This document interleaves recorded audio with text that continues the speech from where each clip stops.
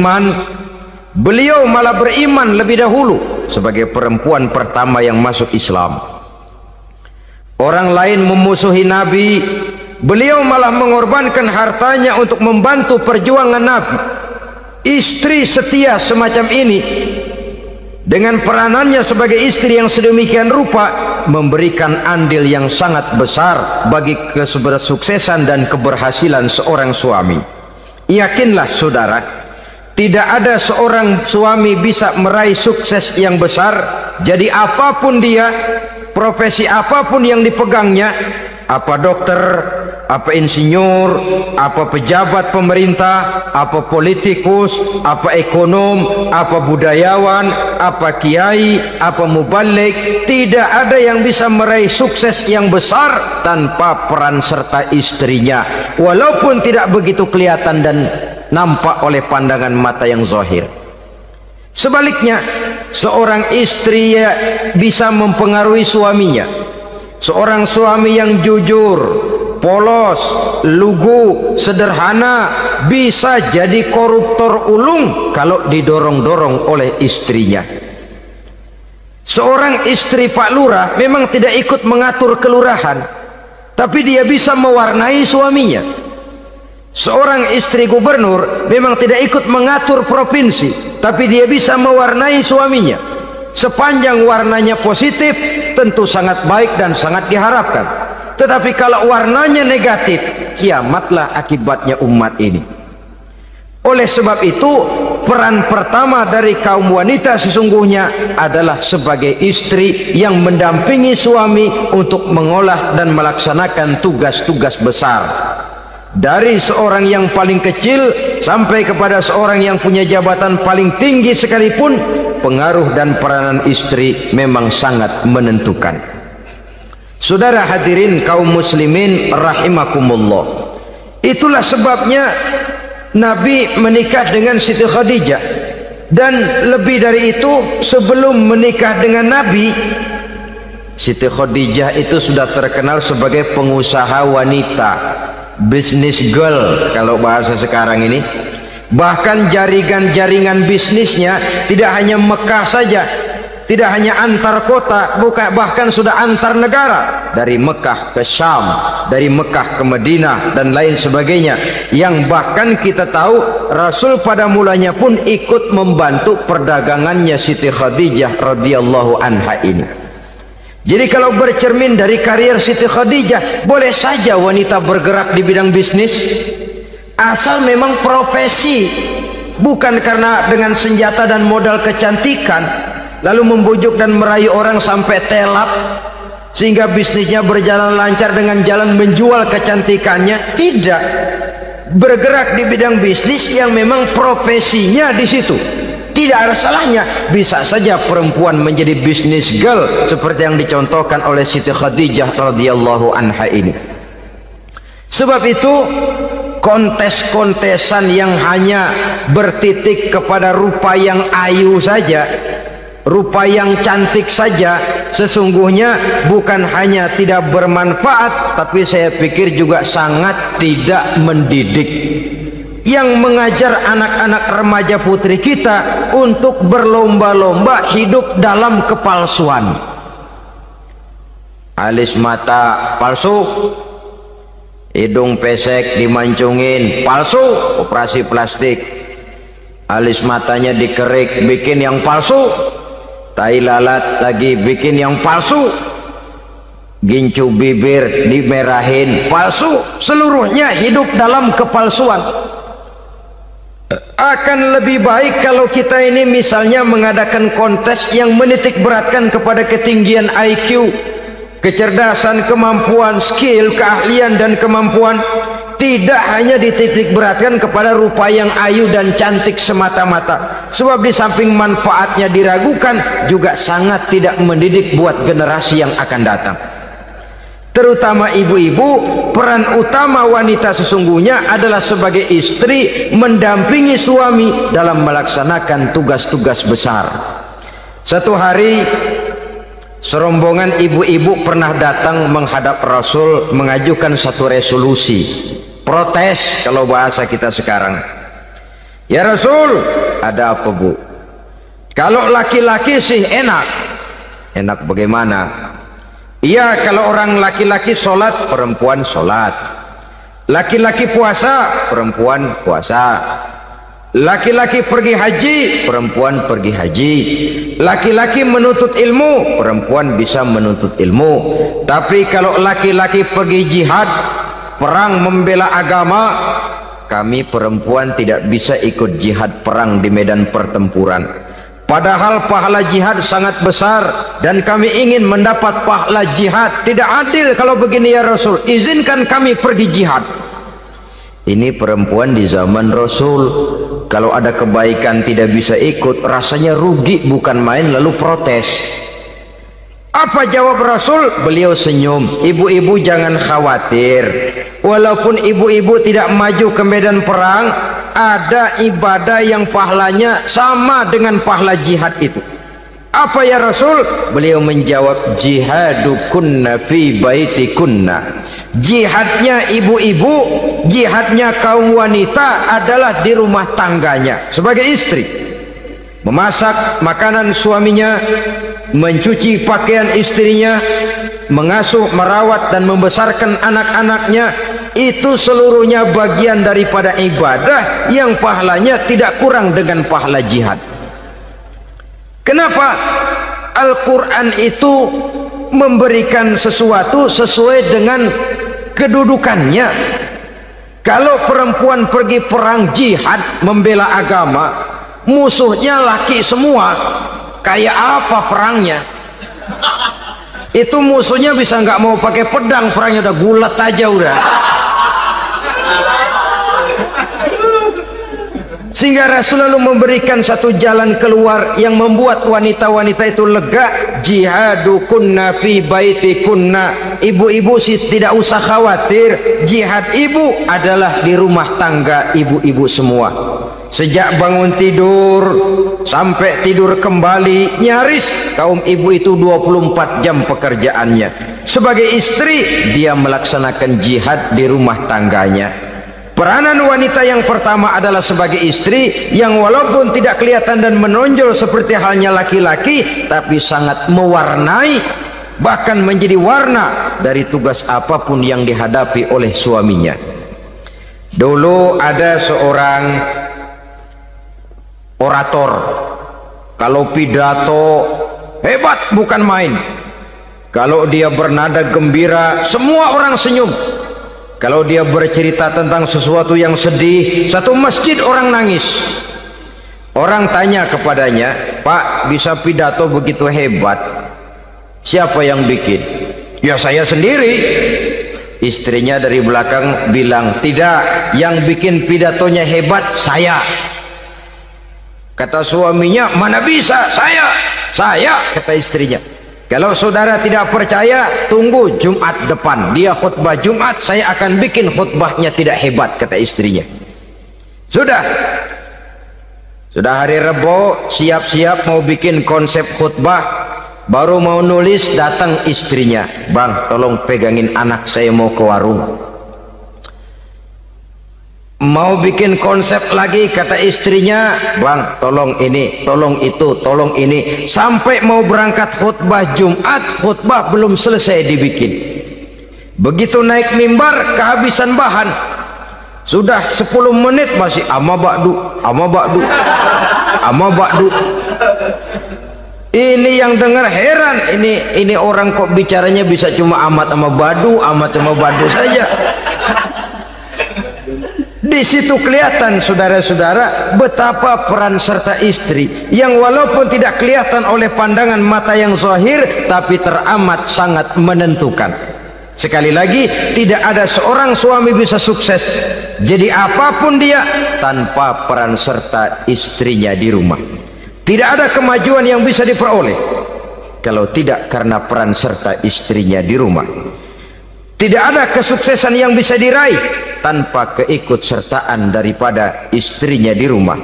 Walaupun suaminya yang dikenal orang, suaminya yang dipuji orang, suaminya yang disanjung orang, bagian besar tetaplah saham dan andil daripada istrinya yang di rumah itu. Ini makna an-nisa imadul bilad. Wanita adalah tiang negara. Jikalau baik wanita, baik negara. Jikalau rusak wanita, hancur negara. Karena wanita, negeri Sabah menjadi terkenal tentram, aman, wawasan politiknya luas. Seorang semacam Cleopatra bisa menaklukkan Julius Caesar. Dan begitu selanjutnya. Banyak cerita-cerita betapa wanita yang berperan di belakang layar ini bahkan bisa menggoyangkan negara. Bahkan yang paling dekat saja contoh dengan kita, Senator Gary Hart. Saudara masih dengar tentu itu. Betapa harus terpaksa mengundurkan diri dari pencalonan presiden Amerika karena kasusnya dengan Donna Rice itu, dengan hostess itu. Betapa di sini seorang perempuan atau seorang wanita sanggup membongkar seseorang yang punya masa depan ceria untuk menuju kursi kepresidenan dari suatu negara adidaya seperti Amerika, bisa gagal berantakan karena skandalnya itu. Apa penyebabnya? Wanita. Tapi wanita juga bisa menyebabkan menjadi cambuk majunya laki-laki. Wanita juga bisa menghancurkan dan mengubur laki-laki. Saudara hadirin yang saya muliakan, ia memang kelihatannya makhluk yang lemah, tapi di balik kelemahannya itu sesungguhnya dia bisa menelan laki-laki yang bagaimanapun besarnya. Saudara-saudara kaum muslimin rahimakumullah, terutama ibu-ibu yang saya hormati, jadi peranan yang pertama wanita sebagai seorang istri. Yang kedua, wanita sebagai ibu. Ini juga sangat besar pengaruhnya dalam membentuk generasi masa yang akan datang. Bapak, oleh karena kesibukan tugasnya, tentu lebih banyak di luar rumah. Yang nyaris 24 jam di rumah itu ibu. Bagaimana dia merawat anaknya, bagaimana dia menaruh perhatian terhadap anaknya, bagaimana ia melimpahkan kasih sayang kepada anak-anaknya, akan membentuk kepribadian anak dan artinya membentuk generasi yang akan datang. Kalau seorang ibu sudah cuek-cuek saja kepada anaknya, padahal Quran mengatakan al-jannatu tahta aqdamil ummahat, surga di bawah telapak kaki ibu. Hadis ini bisa kita artikan macam-macam. Pertama, anak tidak akan mendapat kebahagiaan tanpa ridho daripada ibunya. Kedua, ibu adalah wanita agung yang harus ditaati.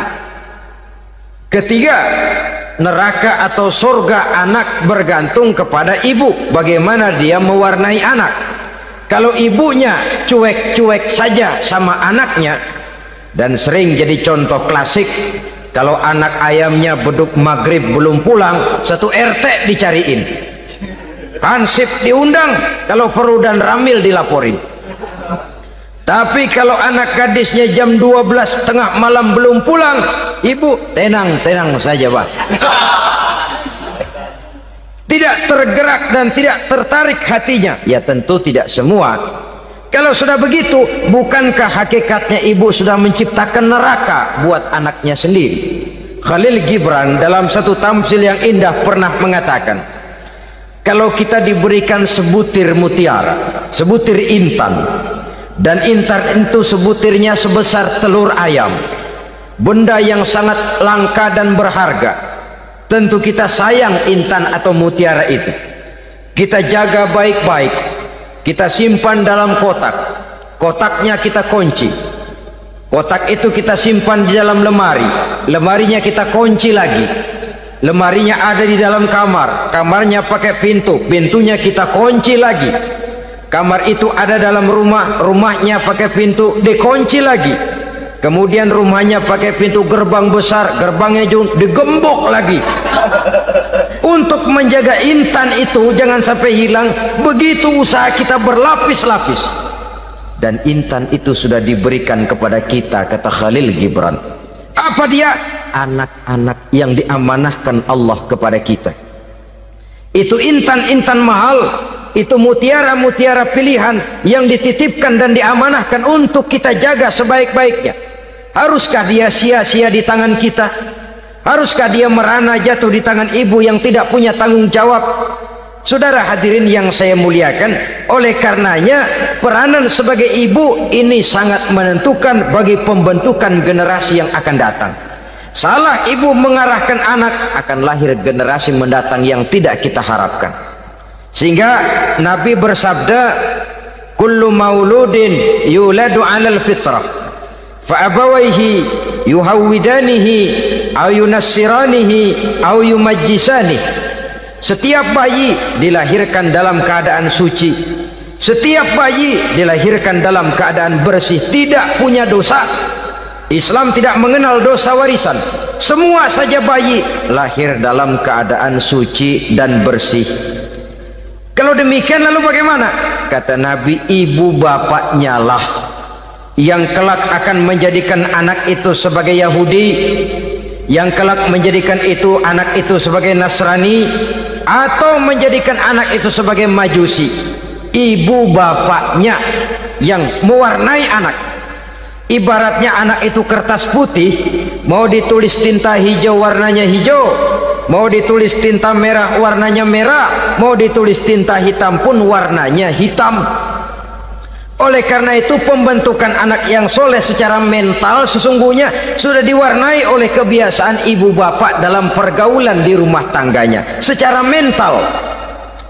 Sehingga dengan demikian saudara-saudara, salah kaprah ibu dalam mengarahkan anak-anaknya akan melahirkan generasi penerus yang sungguh-sungguh tidak kita harapkan, dan pada gilirannya akan membahayakan perkembangan bangsa dan negara, membahayakan kita sebagai suatu umat. Apalagi sekarang ini masih banyak orang-orang muslim, orang-orang tua muslim yang kadang-kadang menyekolahkan anaknya di sekolah yang membahayakan akidahnya, mematikan imannya, menghancurkan tauhidnya. Pokoknya asal bonafid keluar sekolah ada jaminan lapangan kerja, perkara anak mau kafir mau murtad bukan urusan. Alangkah ironi dan sangat menyedihkan. Saudara-saudara yang saya hormati, jadi dari segi kaum wanita peranan ibu sangat besar. Dari segi anak, ketaatan kepada ibu, doa restu ibu akan membawa kepada kebahagiaan hidup. Doa ibu mustajabah, kutukan ibu manjur. Beberapa hikayat dan riwayat menjadi contoh dan tamsil buat kita betapa tidak ada satu kebahagiaan di dunia ini yang bisa ditegakkan tanpa doa restu daripada ibu. Pantas kalau dalam Al-Quran ada ummul kitab, ibunya atau induknya kitab. Tiap negara punya ibu kota, bapak kota tidak ada. Lalu lagi wawasan Nusantara disebut ibu pertiwi, bapak pertiwi kemana tahu. Saudara hadirin yang saya muliakan, lalu dalam peringatan hari-hari besar nasional ada yang namanya Hari Ibu. Hari bapak nggak pernah diperingati. Ada hari ibu, dan ibu itu pun ada Ibu Kartini, ada Ibu Dewi Sartika, dan macam-macam lagi yang seluruhnya merupakan refleksi dan gambaran betapa peranan kaum wanita di dalam kehidupan ini yang memang banyak mewarnai dan menjadi warna dari suatu kegiatan. Saudara-saudara kaum muslimin rahimakumullah, apabila yang pertama tadi kita melihat peranan kaum wanita sebagai istri, betapa ia berpengaruh besar dalam ikut menunjang keberhasilan dan kesuksesan suaminya. Kemudian pada peranannya yang kedua, wanita sebagai ibu di rumah tangga, betapa ia ikut membentuk, mempengaruhi, mewarnai dan membimbing kepribadian anak sebagai generasi penerus. Maka pada peranan yang ketiga ini kita akan melihat wanita sebagai social agent, sebagai penggerak kegiatan sosial di berbagai bidang kehidupan. Apakah itu bernama majelis taklim, apakah itu bernama perkumpulan dan yayasan-yayasan kemanusiaan, organisasi-organisasi yang bergerak di bidang pendidikan. Bahkan di zaman sekarang bukan hanya menjadi penggerak sosial, bahkan sudah banyak kaum wanita yang menggerakkan satu bangsa. Dunia mengenal Margaret Thatcher, dunia mengenal Indira Gandhi, dunia mengenal Bandara Naike, dunia mengenal Corazon Aquino, dunia mengenal Golda Meir dulu itu dari Israel. Yang baru saja disampaikan oleh Bang Haji Roma Irama, saya yakin besar manfaatnya buat kita semua. Mudah-mudahan apa yang kita dengarkan bisa kita amalkan. Saudara-saudara, sekarang ini banyak orang bisa memberi contoh, tapi sedikit orang bisa menjadi contoh. Ngasih contoh mah gampang, jadi contoh susah. Karena beliau manusia. Laqad ja'akum rasulun min anfusikum. Kalau kambing disuruh nyontoh ayam, yang nyuruh nyontoh kagak punya pikiran. Ya, kagak level. Kambing mah nyontohnya kambing, kebo nyontohnya orang, nyontohnya orang. Makanya Nabi kita orang, bukan malaikat, bukan jin, bukan dewa, manusia. Kalau manusia disuruh nyontoh manusia, itu perintah masuk akal, predispositionnya sama. Kalau disuruh nyontoh malaikat mah ribet kan. Malaikat bagaimana nyontohnya, dia mah tidur kagak, makan kagak, sama duit budeg, sama perempuan kagak open, lah susah nyontohnya. Ya, Superman tuh biar hebat nggak bisa dicontoh Superman, bagaimana terbangnya, lagian pakai celana dalam di luar ban, nggak bisa dicontoh Superman mah. Nabi kita manusia utuh, cuman sungguh pun manusia, kualitasnya beda. Ini namanya basyarun la kal basyari, manusia memang, tapi jangan samain, bobot bibitnya beda. Contoh, kita nih manusia, kita tidur. Nabi kita manusia, beliau tidur. Tidur Nabi, tidur mata doang, hatinya nggak pernah tidur. Tuh bedanya sama kita tuh. Tidur kita keblek, asal tidur habis-habisan. Lagi kita manusia, kita keringetan. Nabi kita manusia, keringetan. Keringet Nabi harum wangi, bau minyak kasturi, zaman belum ada parfum. Keringet kita udah rasain aja masing-masing dah, jangan pakai dikebet udah.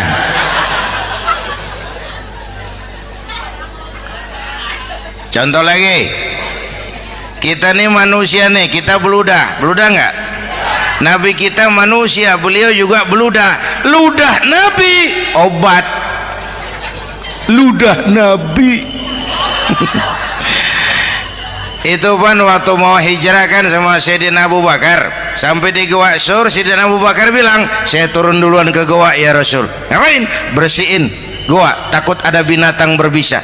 Silakan turun. Sayyidina Abu Bakar bersihin gua, bener tuh, tangannya digigit kalajengking, sakit, ngebet, bengkak. Kalajengking Arab ya, emang di Arab kejadiannya. Herem nyaut aja bareng, ditahan aja, udah aman ya Rasul, silakan turun. Lama-lama dalam gua berduaan kelihatan juga Sayyidina Abu Bakar mukanya pucat. Nabi tanya, ma balu kayak Abu Bakar? Abu Bakar kenapa? Nggak apa-apa. Berat meninggalkan Mekah? Enggak. Malas hijrah ke Madinah? Enggak. Takut diubur-ubur Quraisy? Orang kata enggak, itu mah enggak. Lah kenapa muka kamu pucat? Tangan digigit kalajengking. Ngapa nggak ngomong dari tadi? saya nggak mau nyusahin Tuhan ya Rasul. Biar saya tahan, asal jangan nyusahin Tuhan. Ah, jangan begitu kau. Sini tanganmu, diambil sama baginda Nabi. Bismillahirrahmanirrahim. Cuh, diludahin, ringkes, sembuh saat itu juga. Ludah Nabi.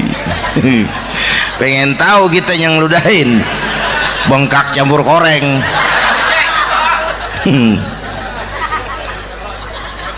Satu tuh alasannya kenapa Nabi dijadikan contoh, karena manusia, kalau manusia disuruh nyontoh manusia pasti bisa dong ya.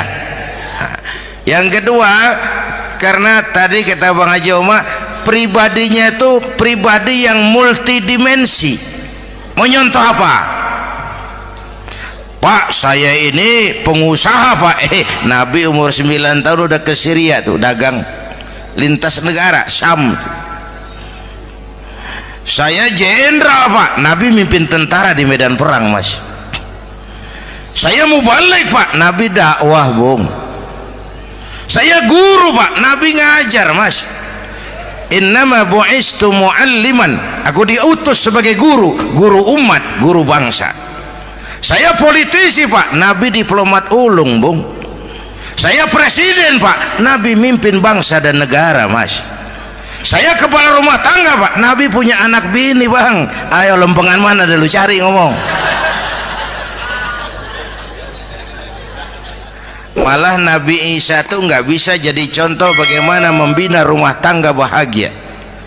Bagaimana membina rumah tangga bahagia menurut contoh Nabi Isa? Nggak ada Mas. Kenapa? Nabi Isa belum sempat kawin.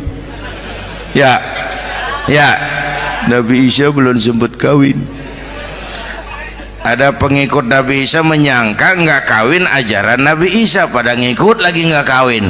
Tuh pastor tuh mubazir, orang dikasih perabotan. Bang bener, saya kalau dalam Islam kiai kagak boleh kawin, saya pilih berhenti jadi kiai. Kalau kagak ada giro-giroan, botak rambut.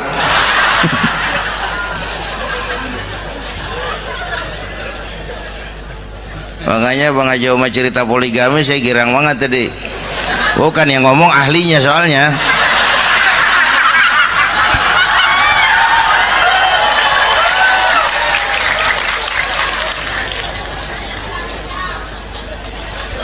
Dadah gitu aja deh ya. Nah, kata Imam Busair ini yang dahsyat. Ka'annahu wa huwa fardun fi jalalatihi fi askarin hina talqahu wa fi hasham. Sepertinya kehebatan Rasulullah itu sama, baik sendiri maupun di tengah tentara. Artinya begini, orang hebat banyak, tapi yang hebat di mana-mana susah nyarinya. Baginda Rasul ini lagi duduk hebat, lagi jalan hebat, ada di pasar hebat, lagi di masjid hebat, di medan perang hebat, di depan anak-anak hebat, di mata musuhnya hebat, di depan sahabatnya hebat, di mata istrinya hebat, di mana-mana hebat. Lah susah jadi orang begini Bang ya. Kita mah hebat juga setempat, di kantor hebat, sekantor orang diomelin di kantor, pulang ke rumah dikeplak sama bininya diem aja. Nih di depan bininya dia kagak hebat dia mah.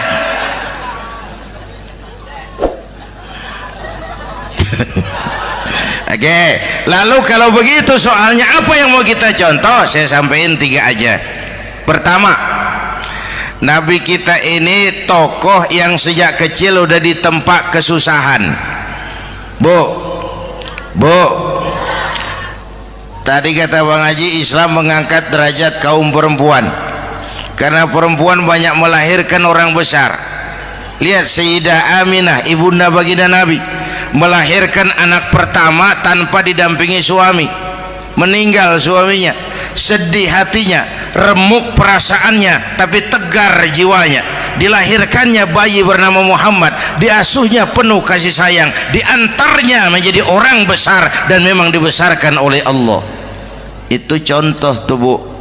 bilangin anak-anak tong bocah Nabi ngangon kambing tong, sekolah tong jadi orang gede. Baba lu tibang tamat SD lu sarjana lu, baba lu cuman jadi RT lu jadi camat lu. Biarin malu baba lu pala jadi kaki, kaki jadi pala, asal lu terus sekolah. Bu, anak sekolahin, gelang doang digedein lu. Nih kan kita Betawi nih pendidikan ngentengin banget kotan. Udah dong jangan tinggi-tinggi sekolah udah. Ngapa mak? Baba lu kagak sekolah hidup noh. Hidup dong pun jamu monyet juga hidup. Bu, anak sekolahin.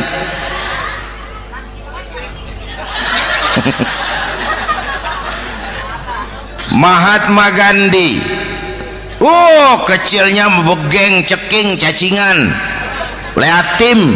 Emaknya tuh Gandhi sekolah nak, Gandhi belajar nak, Gandhi jadi orang besar nak. Kalau perlu belajar ke Inggris, biar Inggris menjajah kita. Gak apa-apa kau sekolah ke Inggris, tapi jangan jadi Inggris nak. Jangan pacaran sama bule, jangan sentuh minuman keras. Gandhi jadi orang besar. Mahatma Gandhi tumbuh karena dorongan emak. Mak, udah yatim. James Watt, Kang Bandrek. Emaknya tuh yang dorong tuh jadi orang besar. Belum lagi perempuan yang jadi besar. Di Indonesia ada Kartini, di Jawa Tengah ada Dewi Sartika, di Jawa Barat Dewi Sartika, di Bengkulu ada Fatmawati Soekarno sang penjahit bendera merah putih, di Aceh muncul Laksamana Malahayati, disusul kemudian oleh Cut Nyadin, baru kemudian muncul Cut Koko, Cut Meme, Cut, ya udah tak cut lain dah.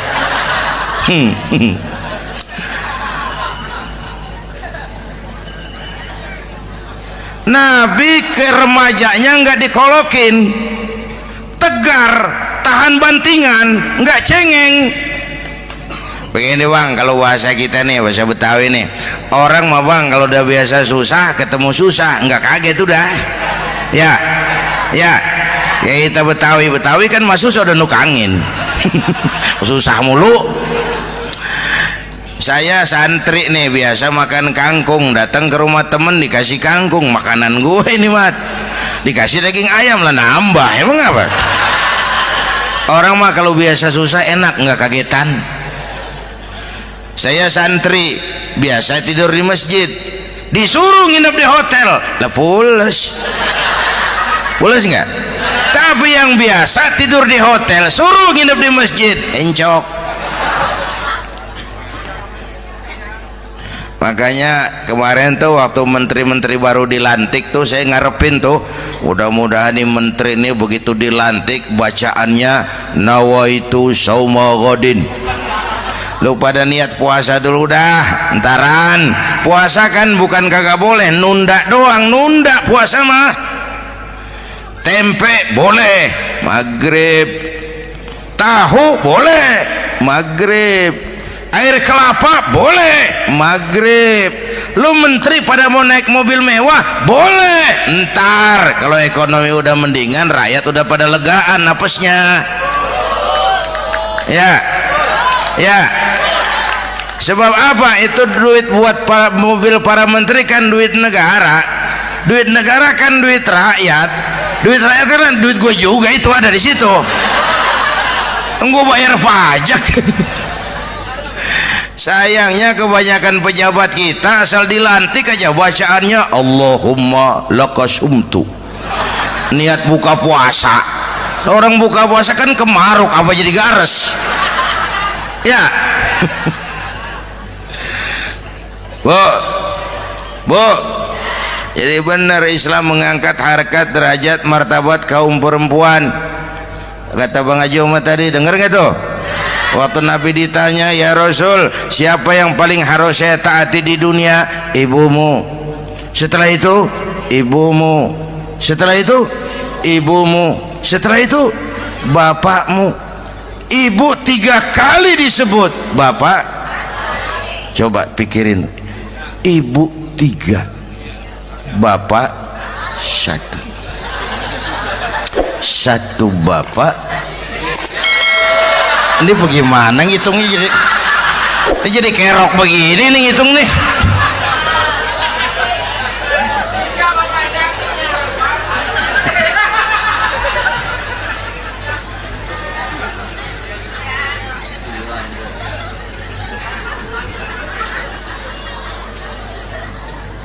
Jangan takut ngadepin susah. Hidup nih keras, kerja keras, perseringat banting tulang. Ya Bu. Satu. Yang kedua, contoh dari Nabi, orang yang paling bersih hatinya Rasulullah, orang yang paling baik akhlaknya Rasulullah, orang yang bahkan sudah dapat jaminan ampun dari segala dosa Rasulullah. Tapi orang yang kalau sholat malam sampai bengkak kakinya karena rajin sujud Rasulullah. Aspek ibadah apaan? Hei, diam-diam giliran gue ini ngomong.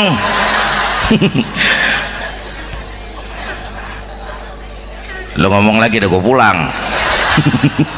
Canda neng. Udah gantian ya. Ya. Apaan urusan? Orang yang dosanya udah dapat jaminan ampun, kalau sholat malam bengkak kakinya karena rajin sujud. Saya tahu di sini juga banyak yang kakinya bengkak. Semurat. Oke.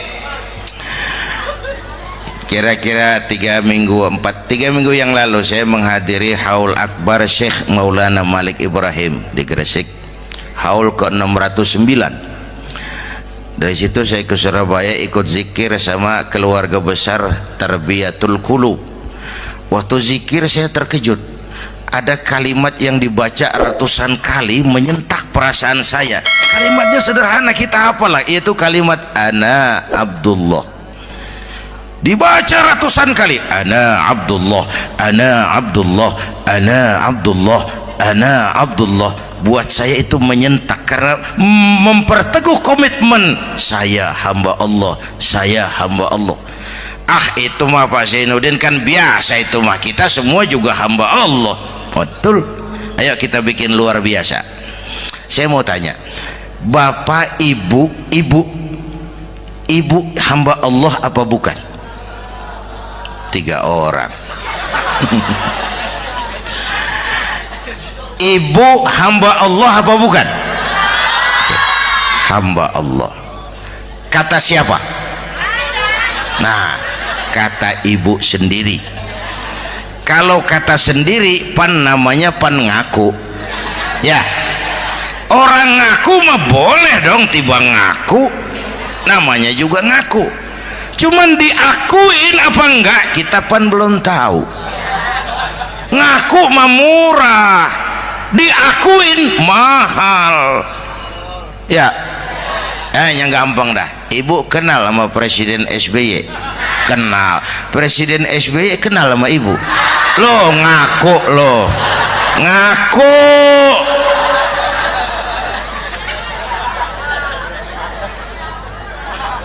Saya hamba Allah, kata saya. Berapa banyak orang mulutnya hamba Allah, perbuatannya menyatakan dia hamba dunia, hamba harta, hamba jabatan, hamba setan, budak nafsu. Nggak sesuai ucapan sama perbuatan. Yuk jadi hamba Allah yang beneran. Jangan separuh-separuh, kita mapan asal sakit mah hamba Allah. Ya Allah, ya Allah, lagi sakit, sehat ya dikit, keder, nyari masjid nggak ketemu.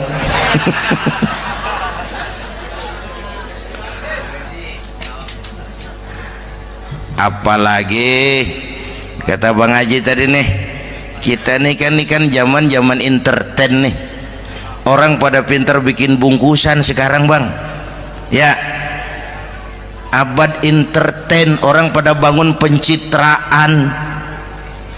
Tadi itu kiai sama dukun tipis bedanya. Dukun pada pasang iklan sekarang, ketik reg. Waduh, sampean lahir hari Selasa, nggak cocok di air, ono di hutan sono. Larang udah dagang es jadi berhenti, nggak cocok di air.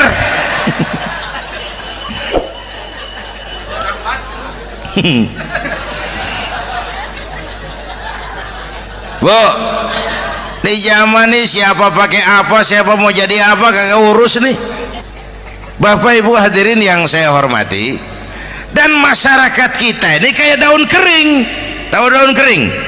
Gampang dikumpulin, susah diikat, berisik, gampang dibakar. Tuh daun kering. Penyakitnya kutil, kurang teliti, cepat heran, gampang kagum. Cepat heran, gampang kagum. Dulu ada tuh satu hari tabrakan di jalan kenceng, buah, korban jatuh belepotan darah, dikerubungin orang banyak. Datang wartawan mengambil gambar dari dekat, susah, orang banyak bener ngerubung. Cari akal nih wartawan, tolong saya dikasih jalan ke dekat korban. Orang nengok semua, saudara siapa? Saya bapaknya korban, katanya. Dia ngaku bapaknya korban. Ya orang minggir semua, minggir, ini ada bapaknya korban. Orang minggir semua, dia maju ke depan korban. Sampai di depan korban, pucat mukanya tuh wartawan. Kenapa? Yang ketabrak anak monyet, Pak. Dia udah kedongan ngaku bapaknya korban.